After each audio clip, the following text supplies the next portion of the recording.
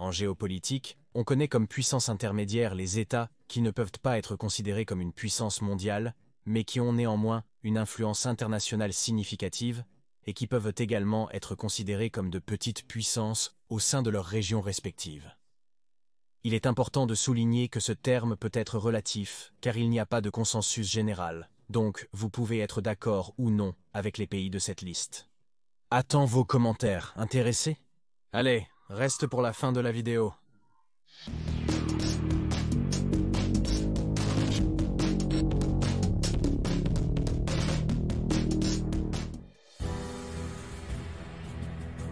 L'Océanie et le Pacifique Sud sont des régions assez oubliées dans la géopolitique mondiale. Ou me dis-tu que tu as déjà entendu une nouvelle sur ce qui se passe aux îles Salomon ou à Fidji? Eh bien, comme toute région géographique, il doit y avoir ici aussi une puissance régionale, et dans ce cas, le pays des kangourous remporte ce titre. Et c'est que la 13e économie du monde joue un rôle crucial dans le destin des petites nations qui l'entourent.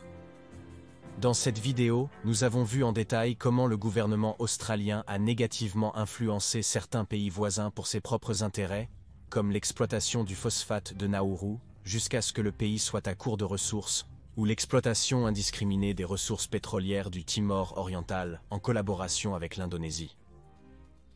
Après tout, l'Australie a l'approbation des puissances anglo-saxonnes, les États-Unis et le Royaume-Uni, avec qui, soit dit en passant, ils ont créé une alliance militaire connue sous le nom de Australia, United Kingdom, United States, pour contrer l'influence de la superpuissance voisine, la Chine, avec qui il y a également eu des frictions. Nous pourrions donc dire que le statut de puissance régionale de l'Australie pourrait avoir été menacé par la croissance implacable du géant asiatique. Penses-tu qu'il va le détrôner ? Le néo-ottomanisme est un terme que nous avons examiné plus en détail dans cette vidéo.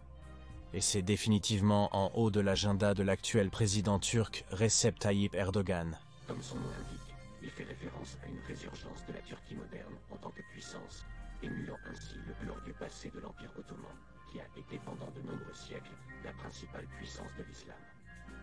Et bien que l'économie de la Turquie ne soit pas à son meilleur niveau, ayant en 2023 la 5e inflation la plus élevée du monde, Erdogan n'a certainement pas lésiné sur le budget militaire pour intervenir constamment dans les pays qui étaient autrefois sous la sphère d'influence ottomane. Bien que la Syrie et la Libye soient alors les cas les plus représentatifs, l'intervention militaire directe comme celle qui s'est produite dans ces pays n'est pas tout.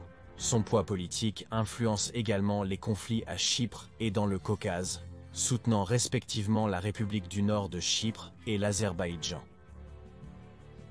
De plus, il dirige également son propre bloc régional, l'Organisation des États turcs, qui comprend plusieurs pays de l'ancienne sphère d'influence russe.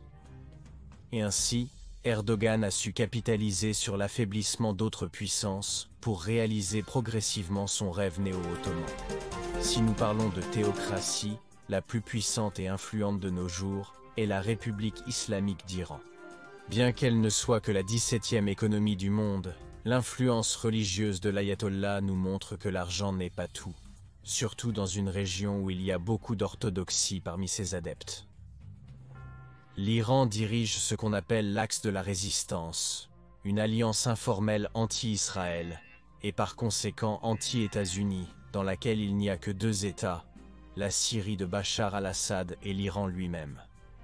Cependant, il y a aussi dans ces États une série de groupes paramilitaires et djihadistes qui sont prêts à combattre de leur côté si l'ayatollah déclare la guerre sainte.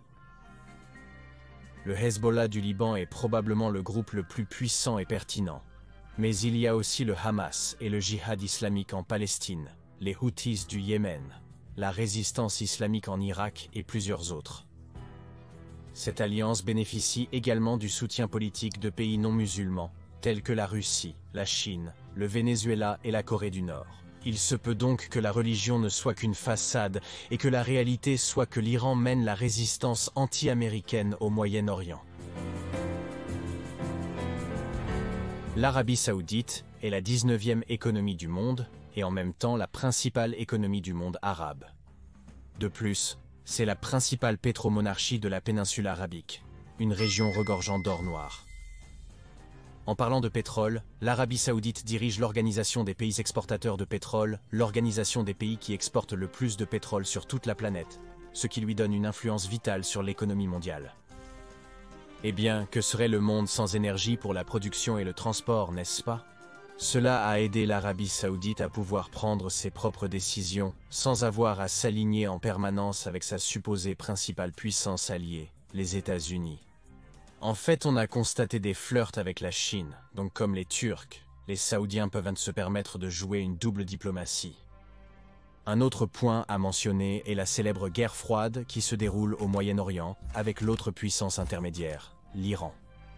Bien que le conflit persiste essentiellement autour du leadership du monde islamique entre sunnites et chiites, nous savons tous qu'il existe également des composantes politiques et économiques. La principale guerre par procuration a lieu au Yémen, où l'Arabie Saoudite a eu du mal à soutenir le gouvernement officiel contre les Houthis, soutenus par l'Iran, ce qui pourrait menacer sa position de puissance régionale.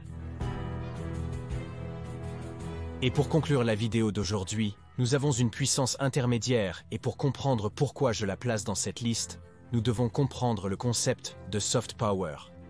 Cela fait référence à la capacité d'un État à influencer d'autres pays par le biais d'éléments culturels et idéologiques, et la Corée du Sud a su comment gérer son soft power. Et ce sont les files d'attente interminables d'adolescentes fans, amoureuses des Bangtan Boys, qui sont capables de camper des jours à l'avance pour voir leurs idoles. Ce ne sont pas seulement de bons matériaux pour créer des mèmes, mais aussi la preuve de l'influence culturelle qu'ils ont réussi à imposer à Séoul. Et cette influence n'est pas seulement régionale comme celle des autres pays de cette liste, mais mondiale. Toutes ces personnes qui ont vécu le jeu du poulpe ont déjà dans leur subconscient une image positive de la Corée du Sud, ce qui est assez utile pour leurs objectifs politiques à moyen et long terme. De même, si nous parlons d'économie en tant que telle, la Corée du Sud est la 13e économie du monde, se frottant à des puissances mondiales comme la Russie. Il ne sera donc pas surprenant que, à ce rythme, la Corée du Sud se mette au même niveau que sa puissance voisine, le Japon. Enfin, voici les 5 puissances intermédiaires d'aujourd'hui. Comme vous pouvez le voir, ces pays ont obtenu leur statut soit par l'influence économique, politique, religieuse, militaire, ou peut-être en utilisant leur pouvoir doux ou dur. Et comme déjà mentionné, le statut de puissance intermédiaire peut être source de controverses, car comme tout en sciences sociales, ce sont des concepts relatifs. Mais maintenant, dis-moi, quel autre pays penses-tu avoir le statut de puissance intermédiaire? N'oubliez pas de laisser votre commentaire et de vous abonner à la chaîne. De plus, je vous laisse dans la description mes réseaux sociaux, et au cas où vous voudriez voir les nouvelles vidéos en avant-première et avoir une interaction plus grande avec moi, vos dons sur Patreon, unamanito.net ou les membres de la chaîne sont les bienvenus. À la prochaine!